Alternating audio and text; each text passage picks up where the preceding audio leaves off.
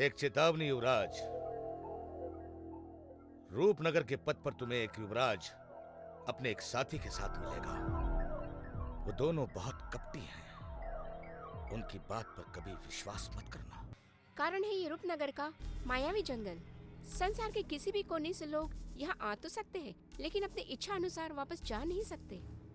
मायावी शक्तियों के अधीन? किंतु तुम हो कौन? हम रूपनगर के मायावी पद की छाती चीर कर आगे बढ़ेंगे और विजेंद्र प्रताप की रक्षा करेंगे। हमें आशीर्वाद दीजिए महर्षि जी। तथास्तु। देखा युवराज, हमें धोखा देने वाले की हम कैसी दुर्दशा बनाते हैं। पिछली बार अपने अश्व को छुपाकर बहुत चतुर बनने का प्रयास कर रहे थे। हमें तुम पर पूरा भरोसा है। एक तुम ही तो हो जिसे हम अपने सारे रहस्य बता देते हैं। और आपके सारे रहस्य हमारे मन के भीतर ही रहेंगे राजकुमारी जी। तो आप जैसे बड़े अधिकारी को छोटे मोटे लोगों के मुंह नहीं लगना चाहिए सेनापति जी। कलावती आपसे कद में बहुत छोटी है, फिर क्या बातें कर रहे थे आप उससे? किंतु तुम्हें नहीं, क्योंकि तुम तो हमारे मन की मूरत हो।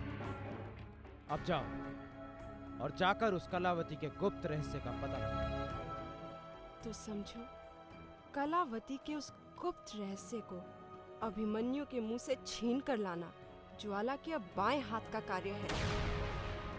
अब अभिमन्यु ज्वाला के इस चक्रव्यूह में फंस चुका है। हमारे कहे को भी याद रखिएगा सेनापति, अन्यथा कहीं हमें मारने से पहले आप अपने प्राण न खो बैठे।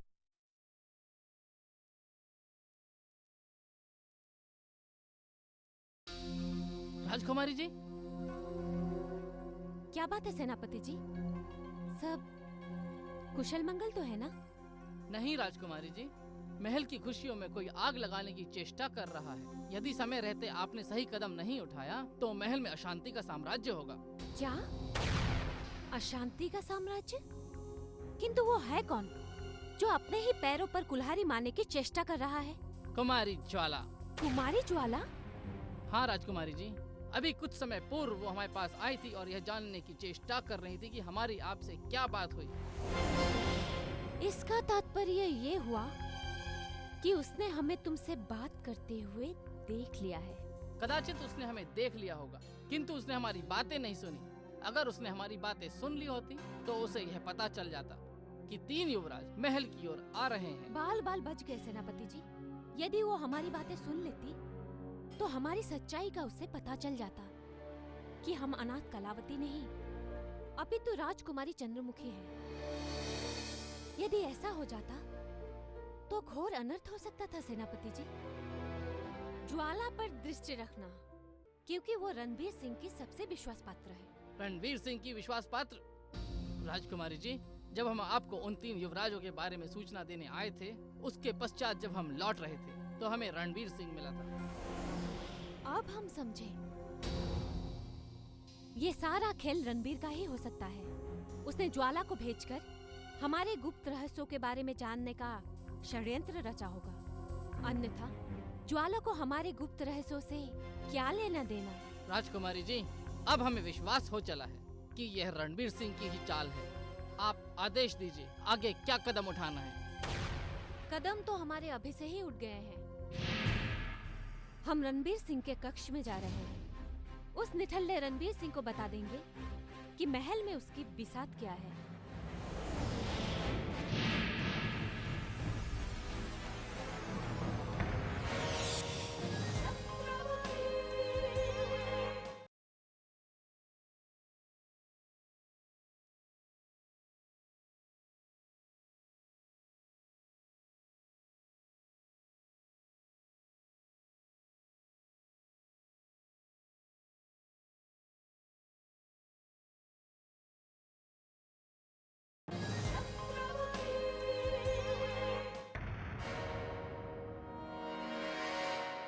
हम आपके कक्ष में आ सकते हैं हुजूर? कलावती, तुम हमारे कक्ष में किस कार्य से आई हो? कोई विशेष कार्य तो नहीं था, यहाँ से गुजर रही थी। सोचा आपके कक्ष तक पहुँच ही गए हैं तो आपसे भेंट किए बिना नहीं जाएंगे। तो तुम हमसे भेंट करना चाहती हो? बोलो क्या बात है? हुजूर, बात सिर्फ इतने सी है। हमसे आपकी ये दयनीय अवस्था नहीं देखी जाती। आपको देखकर हमें उस हारे हुए जुआरी का विचार आता है, जो अपना सब कुछ हार चुका है, फिर भी जीतने की आशा लेकर दाव पे दाव खेलता जा रहा है। तुम्हारे छोटे से मुख से इतनी बड़ी बड़ी बातें शोभा नहीं देती कलावती। और तुम भूल रही हो, हम हारे नहीं हैं। हमें हराया गया है, वो भी धोखे से। याद रखना, हमने अपना जो भी कुछ खोया है उसे एक दिन सूद के साथ हम प्राप्त करके रहेंगे। हम जानते हैं हुजूर, इसीलिए आप पर हमें करुणा आ रही है। पहले आप अकेले ही सारे महल के कर्ता धर्ता थे। पूरे राज्य में आपके शौर्य का डंका बजता था। परंतु आज अब क्या कहें, आप जैसी बुरी दशा ईश्वर किसी की ना करे। हुजूर, आप किसी ज्योतिष से मिलकर अपना भविष्य क्यों नहीं जान लेते? अपना भविष्य हम स्वयं है कलावती, और ना ही हम उस भगवान में विश्वास करते हैं जिसे किसी ने नहीं देखा। देख लेना, एक दिन हम अपनी खोई हुई प्रतिष्ठा अवश्य प्राप्त कर रहेंगे। वो तो हम जानते हैं हुजूर, परंतु आप अपनी खोई हुई प्रतिष्ठा कब प्राप्त करेंगे ये बिल्कुल नहीं जानते। आपको महल में आए हुए इतना समय हो गया, परंतु आप अभी भी इधर उधर भटक रहे हैं। क्या सारा दिन महल में मक्खियाँ मारकर आपको अपने आप से चिढ़ नहीं होती? कलावती, अपनी खाल में रहो, नहीं तो उसमें भूसा भरवा कर महल के द्वार पर लटका देंगे। क्षमा कीजिए हुजूर, हम तो आप पर दया कर रहे थे। आप ये मत समझिए कि हम आपकी हंसी उड़ा रहे थे। आप क्रोधित मत होइए हुजूर, हम आपके शुभचिंतक हैं। नहीं चाहिए हमें कोई तुम्हारे जैसा शुभचिंतक। हमारे घावों को छेड़कर बहुत प्रसन्न हो रही हो ना तुम, और हम देख रहे हैं तुम्हारे नेत्रों में षड्यंत्रों के अंधेरे फैले हैं। चली जाओ इसी समय यहाँ से, कहीं ऐसा ना हो कि रणवीर सिंह के हाथों एक अनाथ कन्या का वध हो जाए। तो फिर हम चलते हैं, नहीं तो एक अनाथ कन्या के हत्या का पाप आपको लगेगा। चलते हैं। रणवीर सिंह, आज ये तुझे जगा गई है। अब शीघ्र से शीघ्र हमें इस महल में अपने सारे शत्रुओं को मौत की नींद सुलाना होगा। सरकार, मुझे तो अभी भी संदेह है कि आप कलावती से कहेंगे क्या? मंगू, हम नन्हे बालक थोड़ी हैं जो इतनी सी बात न समझे। अभी राजवीर के कक्ष से निकलकर कलावती जैसे ही हमारे सामने आएगी, हम मुस्कुराकर पूछेंगे, कैसे हो कलावती? सरकार, ऐसे नहीं, ऐसे प्यार से कहिए, कलावती कैसी हो कलावती? अच्छा, कलावती कैसी हो? ठीक है, ठीक, बिल्कुल ऐसे ही। लेकिन सरकार, अगर उसने उत्तर नहीं दिया तो आप क्या करेंगे? अरे, उत्तर कैसे नहीं देगी? जब हम प्रेम से उनका अभिवादन करेंगे, वो मुस्कुरा के कहेगी, ठीक हूँ धुआं जी, आप कैसे हैं? नहीं सरकार, कलावती आपसे भी क्रोधित हो सकती है। किंतु क्यों? जब वो हमसे इतना प्रेम करती है तो हमसे क्रोधित क्यों होगी? अब तक तो वो भी जान गई होगी कि हम कितने शक्तिशाली हैं। यदि वो थप्पड़ तुम दोनों के गाल पे पड़े होते तो पता चलता, अब तक तुम लोग परलोक सिधार गए होते। हाँ, अरे वो सब तो ठीक है सरकार, पर आप इन लड़कियों के नखरे के बारे में नहीं जानते। जब इन लड़कियों को पता चल जाता है कि कोई इनसे प्रेम कर रहा है, तब ये इतराने लगती है, नखरे दिखलाने लगती है सरकार। इनमें घमंड आ जाता है सरकार। अच्छा, तो फिर क्या करें? कुछ नहीं सरकार, कलावती जी अगर आपसे क्रोधित हो जाए तो आप थोड़ी देर के लिए मौन व्रत धारण कर लीजिएगा। मौन व्रत? ये क्या होता है? अरे सरकार, मौन व्रत का मतलब शांत रहिए। वो कुछ भी कहे, आप सिर्फ मुस्कुराकर सुनते रहिएगा। फिर सरकार देखिएगा, वो आपकी ओर खींची खींची खींची चली आएगी। धीरे धीरे खींची खींची खींची चली आएगी। हाँ, सरकार। यदि आपने हंसते हंसते सब कुछ सहन कर लिया तो समझिए कलावती आपसे विवाह करने के लिए उतावली हो जाएंगी। तू कलावती है क्या? मूर्ख, हमें तो लगता है कि कलावती आज ही हमसे विवाह करने की हट ना कर बैठे। यदि ऐसा हुआ तो हम क्या करेंगे? अभी तो पिताश्री को भी इस विवाह के लिए मनाना बाकी है। अरे मतलब सरकार कि पिताश्री को इस बारे में कुछ नहीं बताना, क्योंकि पिताश्री आपका विवाह राजकुमारी चंद्रमुखी से कराने वाले। अगर उन्हें पता चल गया कि आप अपना विवाह कलावती से करने वाले तो वो नाराज हो जाएंगे और आप हमेशा हमेशा के लिए राजकुमारी चंद्रमुखी से वंचित हो जाएंगे। ये क्या कह रहे हो मूर्ख? क्या कह रहे हो ये? हमने तुम दोनों से कहा था ना कि कलावती और राजकुमारी चंद्रमुखी दोनों से विवाह करेंगे। यदि हम राजकुमारी चंद्रमुखी के बिना जी नहीं सकते तो कल्लो के बिना मर नहीं सकते। कल्लो? कलावती!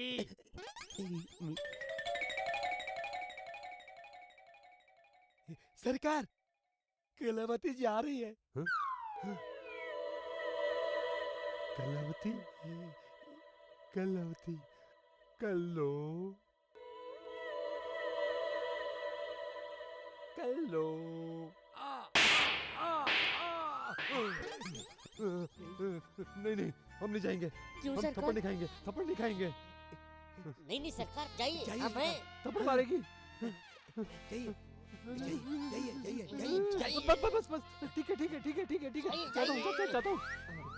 परंतु तुम दोनों अधिक दूर मत जाना। थप्पड़ की आवाज आए हमें बचाने आ जाना। हाँ सरकार, हाँ सरकार। ठीक है। कल्लो धुआं धुआं खिलो प्यार का जुआ, धुआं धुआं खिलो प्यार का जुआ। चंगू, आज सरकार से झूठ बोलकर हम फंस गए। आज न जाने अपने सरकार के साथ कलावती कौन सी दुर्गति करने वाली।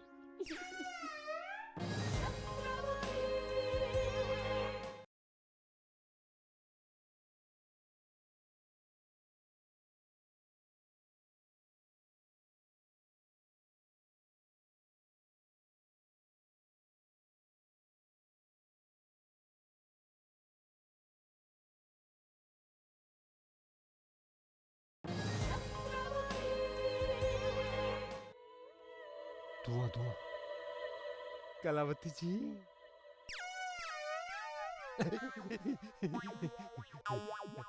कलावती कैसी हो? हम तो ठीक है, किंतु तुम्हें देखकर ये प्रतीत हो रहा है कि कल का थप्पड़ तुम अभी तक नहीं भूले होगे। कौन सा थप्पड़? हमें तो कुछ याद नहीं। क्या? कल हमने तुम्हें थप्पड़ मारा और तुम इतनी शीघ्रता से भूल भी गए? अच्छा अच्छा। तुम मुझसे थप्पड़ कह रही हो, किंतु वो तो तुम्हारा प्रेम का पहला उपहार था कलावती। जब तुम्हारे कोमल हाथ हमारे गाल पे पड़े ना, तो ऐसा लगा जैसे तुम हमारे गालों पे चुटकी ले रही हो, चुटकी।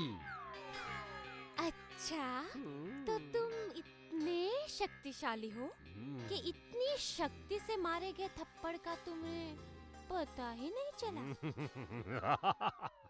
क्या है कि हम राजपूत हैं। जब तक हमारे शरीर से रक्त नहीं टपकता ना, तब तक हमें चोट का पता ही नहीं चलता। ये मूर्ख हाथ धोकर हमारे पीछे पड़ गया है। समझ में नहीं आता इससे पीछा कैसे छुड़ाया जाए। क्या सोच रही हो कलावती जी? यदि तुम्हें विश्वास नहीं हो रहा है ना, तो तुम इसके बारे में हमारे पिताश्री से पूछ के देख लो। नहीं, हमें तुम पर पूरा विश्वास हो गया है। तुम बहुत बलवान हो। हम तो बचपन से बलवान हैं। जब हम इतने नन्हे मुन्ने बालक थे ना, तब हमने जंगल में एक साथ दो शेरों का शिकार किया था। दो शेरों का शिकार। क्या? और नहीं तो क्या, हमारे पिताश्री के कक्ष में जितने भी जंगली हिंसक पशुओं की खालें रखी गई हैं ना, उन सब का आखेट किसने किया है? हाँ, किसने किया है? हमने तो किया है। हमने धुआं धुआं। कहीं तुम झूठ तो नहीं बोल रहे हो ना? लो, हमने अपने जीवन में सदा सत्य बोला है। अब पिछले दिनों हम रात के अंधकार में जंगल में फंस गए। हमने जानवर के गुर्राने की ध्वनि सुनी। हमने उसे बकरी समझ के बगल में दबोच लिया और उठा के महल में लिया। उजाले में देखा तो वो चीता था। हमने उसको देखते ही फाड़ के रख दिया। हमें तुम्हारी शक्ति का इतना पता ही नहीं था। हम तो समझ रहे थे कि तुम सारा दिन महल में घूमते रहते हो। तुमने हमें पहले ही क्यों नहीं बताया कि तुम इतने शक्तिशाली हो? हम अपनी प्रशंसा कैसे करें कलावती जी? पर आपको इस महल में अब से किसी से नहीं डरना।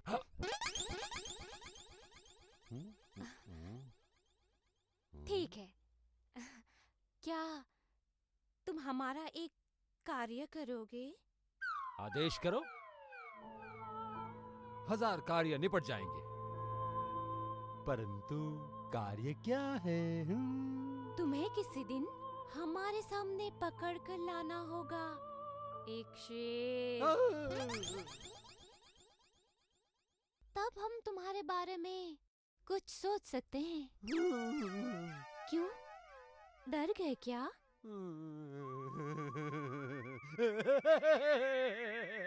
हम तुमसे ठिठोली कर रहे थे, है ना? हम अपने पिताश्री से नहीं डरते तो शेर की क्या मिसाल? हम जंगल जाएंगे और उसे पकड़कर तुम्हारे सामने पेश कर देंगे। ठीक है, तो हम तुम्हारी प्रतीक्षा करेंगे। ठीक है। शेर? कौन सा शेर? कहाँ का शेर? मैं तो शेर की तस्वीर भी नहीं देखी। क्या हुआ? क्या हुआ सरकार? आपका चेहरा पीला क्यों पड़ गया? जब तुम दोनों हमारी पूरी बात सुनोगे ना, तो तुम्हारा लोमड़ी जैसा मुख भी भय से काला पड़ जाएगा। कलावती जी ने कहा है कि शीघ्र से शीघ्र तुम दोनों जंगल में जाकर एक शेर पकड़ के लाओ। शेर? हाँ, शेर। अब तुम दोनों शीघ्रता से शेर पकड़ के नहीं लाए तो तुम दोनों को हम जंगल के पशुओं का भोजन बना देंगे। हाँ, चिखो मत और तुरंत जाकर पता करो कि जंगल की कौन सी दिशा में अधिक शेर रहते हैं। जा।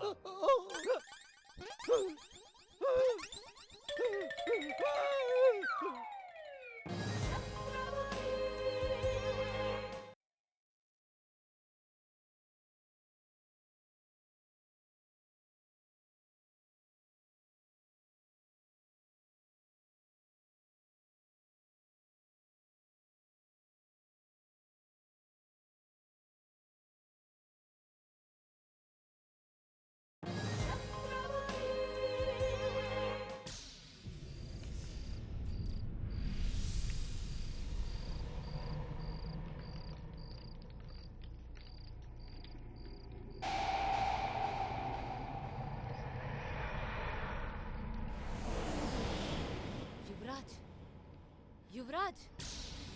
मंगला?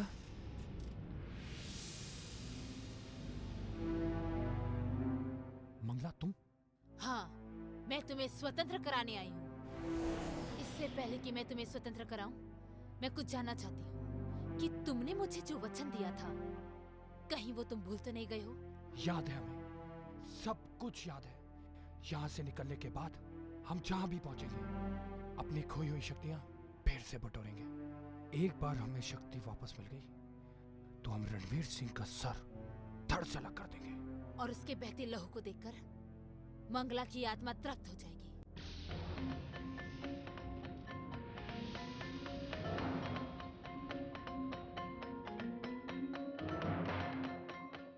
अब तुम यहाँ से शीघ्र पश्चिम दिशा की ओर आगे बढ़ती रहना।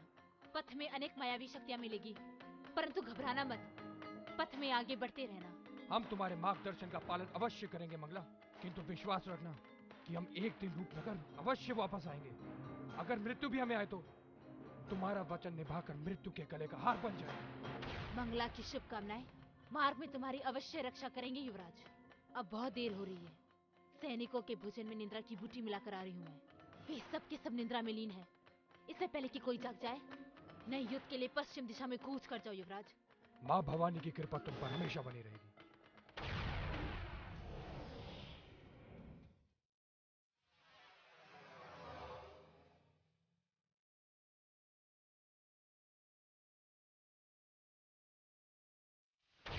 नहीं, ये संभव है। हमारी कारागार तोड़कर कोई नहीं भाग सकता। किंतु विजेंद्र प्रताप सिंह भाग चुका है कुंवर। हमें इसकी गुप्त सूचना मिली है। झूठ बोलता है तुम्हारा गुप्तचर, या फिर उसके नेत्रों को कोई धोखा हुआ होगा। इतने पहरेदारों के होते हुए कोई वहाँ से नहीं भाग सकता। पता चला है जिस समय विजेंद्र प्रताप सिंह भाग रहा था, उस समय आपके सारे भरोसेमंद सैनिक चैन की गहरी नींद सोए हुए थे। नहीं, ऐसा कदापि नहीं हो सकता। विजेंद्र सिंह की देखरेख के लिए हमने जिन सैनिकों को नियुक्त किया है वो सभी हमारे विश्वास पात्र हैं। फिर उनसे ये भूल कैसे हो सकती है? ये भूल नहीं, हमें कोई षड्यंत्र लगता है कुंवर। षड्यंत्र? कैसा षड्यंत्र? गुप्त सूचना से ये भी पता चला है कि सारे सैनिकों के रात्रि भोज में किसी ने निद्रा की बूटी मिला दी थी, जिससे प्रभावित होकर सारे सैनिक मूर्छित हो गए। यदि ये सत्य है तो कौन है वो अभागा जिसकी मृत्यु हमारे हाथों लिखी है? शीघ्र बताओ ज्वाला, अन्यथा क्रोध से हम पागल हो जाएंगे। शांत हो जाइए कुंवर। ज्वाला के नेत्र शीघ्र ही उसका पता लगा लेंगे कि कौन है वो जिसने आपके विश्वास को छला है। आप हमें थोड़ा समय दे दीजिए। समय तो अब लगता है हमारा खराब आ गया है। एक तो महामंत्री वीरेंद्र सिंह पहले ही हमारा शत्रु बना बैठा है, और उस पर विजेंद्र सिंह का हमारे कारागार से फरार हो जाना हमारे लिए एक नया संकट बन गया है। मेरे विचार से आपको तुरंत ही उस मंगला से मिलना होगा, क्योंकि उसकी परीक्षा के पश्चात ही पता चल पाएगा कि आपके साथ ये विश्वासघात किया किसने। ठीक कहती हो तुम। कारागार में विजेंद्र प्रताप सिंह की रखवाली का कार्य मंगला ही देखती थी। बहुत लालची है मंगला। हो सकता है इसमें उसकी कोई मिली भगत हो। हम इसी समय उसकी अग्नि परीक्षा लेंगे।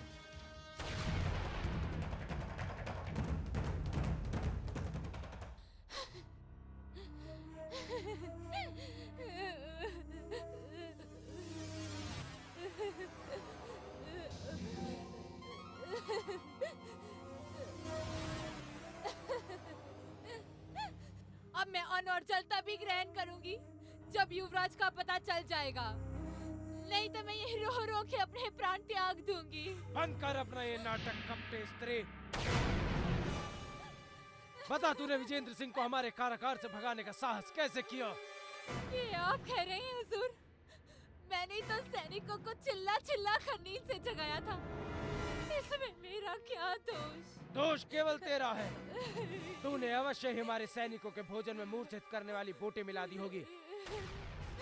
मैं अपनी माँ की सौगंध खाती हूँ हुजूर, मैंने ऐसा कुछ भी नहीं किया है। दांतों के भूत बातों से नहीं मानते। नहीं। अपना अपराध स्वीकार कर ले, वरना इसी वक्त हम तेरे शरीर के टुकड़े टुकड़े कर देंगे। कपटी सेविका, तो काट कर फेंक दीजिए मुझे, किंतु मैं मृत्यु के समय झूठ नहीं बोलूंगी।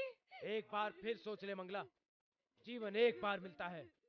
यदि तूने अपना अपराध स्वीकार कर लिया तो हो सकता है हम तुझे क्षमा कर दें, किंतु यदि इसी तरह झूठ बोलती रही तो तेरी मृत्यु निश्चित है। बता, कहाँ है वो युवराज?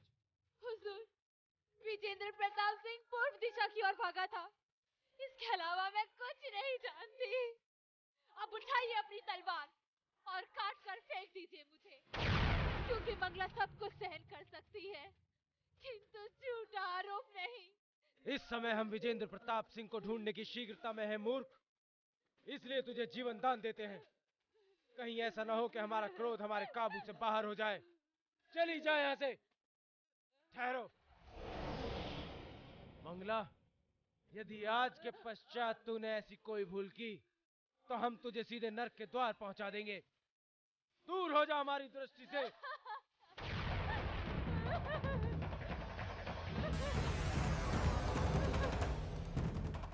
सैनिकों, उस युवराज को कहीं से भी पकड़ कर लाओ। याद रहे, वो अभी हमारी सीमाओं से ज्यादा दूर नहीं गया होगा। जाओ। जी हुजूर।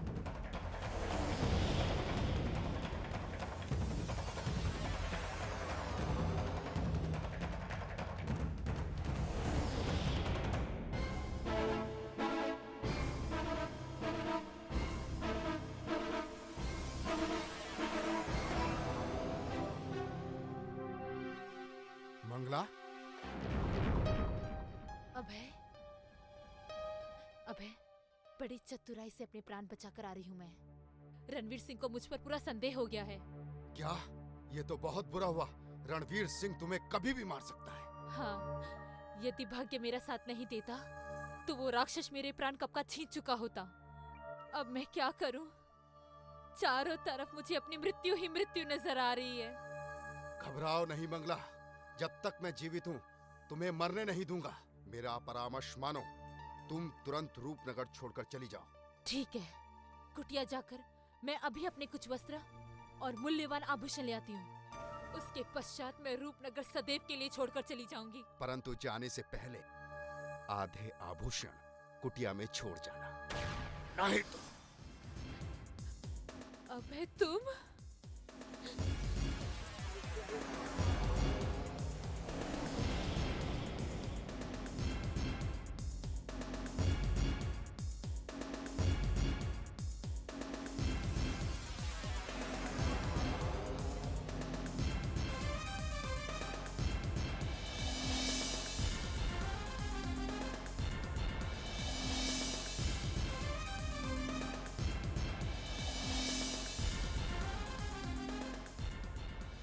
कितना मूर्ख है रणवीर सिंह। मंगला ऐसी वायु है जिसे पकड़ना तेरे तो क्या, तेरी पुश्तों के बस में भी नहीं है।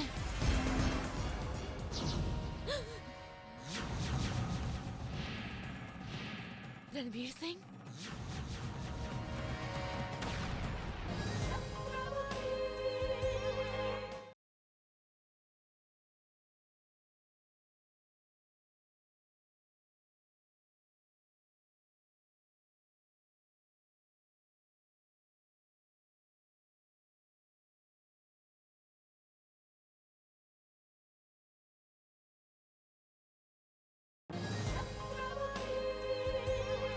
रणवीर सिंह,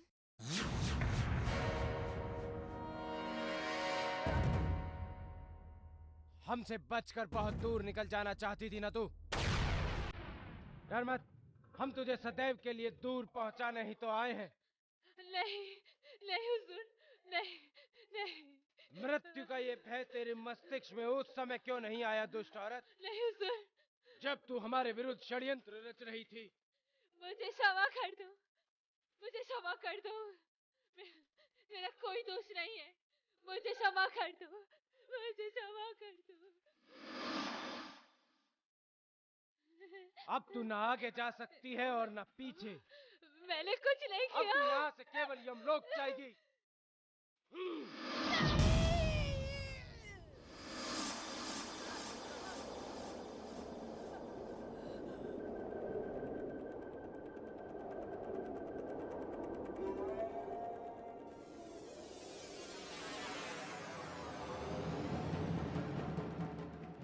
इसी प्रकार एक एक षड्यंत्रकारी को मौत के घाट उतार देंगे हम। किंतु पता नहीं वो युवराज हमारे सैनिकों की पहुंच से दूर कहां निकल गया।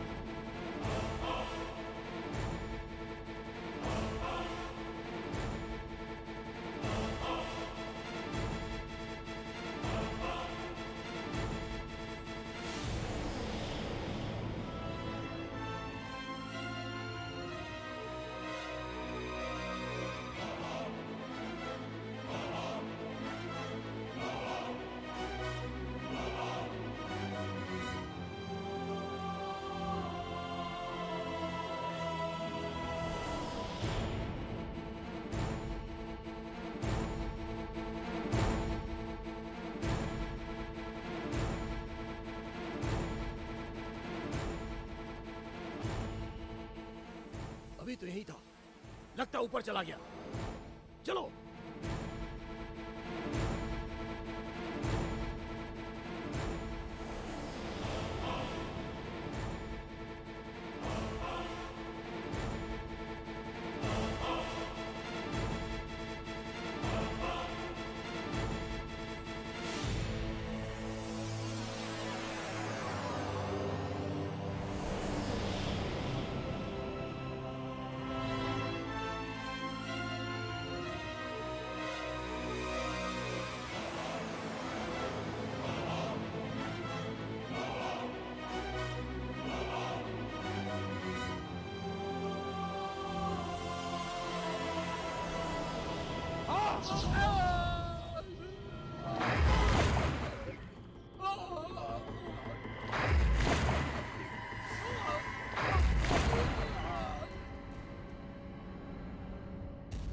रणवीर सिंह, यदि तू यहाँ पर होता तो अपने सैनिकों की दुर्गति देखकर रक्त के आंसू बहाता।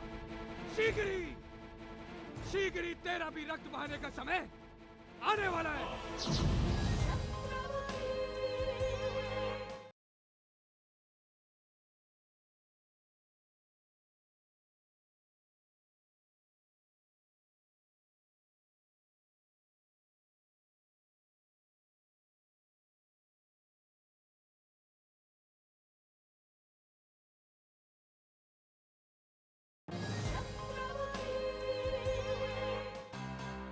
विजेंद्र प्रताप सिंह ने हमारे सैनिकों का रक्त बहा दिया। भला ये कैसे हो सकता है? हमारे राज्य में कोई हमारे सैनिकों को नहीं मार सकता। किंतु आपके सैनिक मारे गए हैं कुंवर। रूपनगर की सीमा के पास काली नदी से उन सैनिकों के शव प्राप्त हुए हैं जिन्हें आपने विजेंद्र प्रताप की खोज में भेजा था। यदि ये सत्य भी है तो हमें सत्य लग रहा है। भला एक निहत्था युवराज हमारे इतने सारे सैनिकों को कैसे मार सकता है? अवश्य ही किसी ने उसकी सहायता की होगी। नहीं कुंवर, नहीं। विजेंद्र की सहायता करने वाली उस दुष्ट मंगला को तो आप पहले ही समाप्त कर चुके हैं। फिर रूपनगर के जंगलों में उसका साथ कौन देगा? विजेंद्र सिंह के बाजुओं की शक्ति ने ही हमारे सैनिकों को मार गिराया है। ये बात 16 आने सत्य है कुंवर। यदि ये सत्य है तो एक और सत्य सुनो ज्वाला। हमारे सैनिकों को मारकर उस विजेंद्र प्रताप सिंह ने अपनी मौत को स्वयं आमंत्रित किया है। अब वो केवल हमारा भागा हुआ बंधक ही नहीं अपितु हमारा शत्रु बन गया है, और शत्रुओं का शीश काटना ही हमारा प्रथम कर्तव्य है। पर आप अपने कर्तव्य का पालन करेंगे कैसे? क्या आप विजेंद्र सिंह को पकड़ने स्वयं जंगल जाएंगे?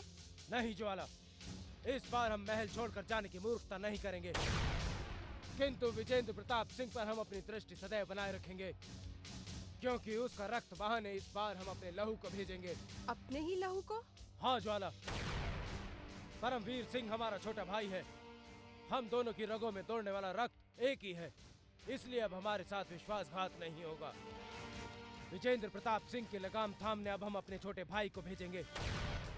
यदि ऐसा हो गया तो विजेंद्र प्रताप कभी रूपनगर के जंगलों से बाहर नहीं निकल सकेगा। यदि आदेश दे तो हम स्वयं आपके भाई तक आपका संदेशा पहुंचा दे कुंवर। अवश्य। मंगला के विश्वासघात के बाद इस महल में हम तुम्हारे अलावा किसी और पर भरोसा नहीं कर सकते ज्वाला। जाओ, परमवीर सिंह को संदेश दो कि हमने उसे तुरंत महल में याद किया है।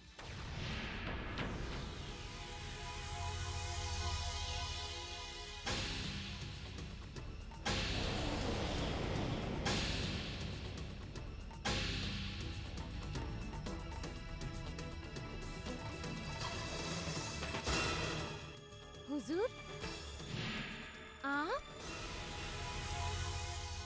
क्या बात है? पूर्व मंत्रिवर के पश्चात महल में आपके भी दर्शन हो गए। बड़ी प्रसन्नता की बात है। लगता है भाई को भाई की आवश्यकता बढ़ ही गई। भाई रणवीर सिंह इस महल में अकेले पड़ गए थे, इसीलिए उनका साथ देने के लिए हम आ गए हैं कलावती। क्यों नहीं आते हुजूर? यदि संकट के समय भाई ही भाई का साथ नहीं देगा तो कौन देगा? किंतु इतनी आसानी से आप अपने भाई की कोई सहायता नहीं कर पाएंगे हुजूर। क्यों? हमें हमारी भाई की सहायता करने से कौन रोकेगा? संकट के समय जब सब टूट जाते हैं तब रक्त ही रक्त के काम आता है कलावती। हम जानते हैं हुजूर, किंतु आप ये नहीं जानते कि इस समय आपके भाई स्वयं ही शक्तिहीन है। महल की बागडोर इस समय किसी और के हाथ में है। फिर भला आप कैसे उनका हाथ बटाओगे जिनके हाथ पहले से ही कटे हुए हैं? हम समझ नहीं पा रहे हैं कलावती कि तुम हमारे भाई के इस बुरे समय पर हंसी उड़ा रही हो या फिर दुख जता रही हो। किंतु हम इतना जानते हैं, यदि हमारे भाई के हाथ कट गए हैं तो जीवन भर हम अपने इन हाथों को उनकी सेवा में लगा देंगे, किंतु स्वयं के जीते जी अपने भाई को किसी कष्ट में नहीं रहने देंगे। वाह हुजूर, आपका यह समर्पण देखकर हमें भगवान रामचंद्र के भाई लक्ष्मण की याद आ गई। अंतर केवल इतना है कि लक्ष्मण महल से वन गए थे और आप वन से महल आए हैं। हम तब तक इस महल को छोड़कर नहीं जाएंगे जब तक हमारा भाई कष्टों से मुक्त न हो जाए। यदि उन्होंने हमें पहले बता दिया होता तो महल में चलने वाली इस राजनीति में उनका हाथ बटाने हम कभी के चले आते। अब बहुत देर हो चुकी है हुजूर, पानी सर के ऊपर से चला गया है। आपके भाई की डूबती नैया को बचाना बहुत कठिन है। कहीं ऐसा ना हो कि भाई को बचाने के चक्कर में कहीं आप अपनी नैया ही ना डुबा दें। यदि हमारे भाई के जीवन की रक्षा करते करते हमारे प्राण भी छूट गए ना कलावती, तब भी हमें प्रसन्नता होगी, क्योंकि विधाता एक भाई को दूसरे भाई की रक्षा करने के लिए ही जन्म देता है। अब हम विचलित हो गए, पता नहीं कष्टों से भरे इस जीवन को कैसे देख पाएंगे। अब हम चलते हैं। संभल कर जाइएगा हुजूर, कलयुग है।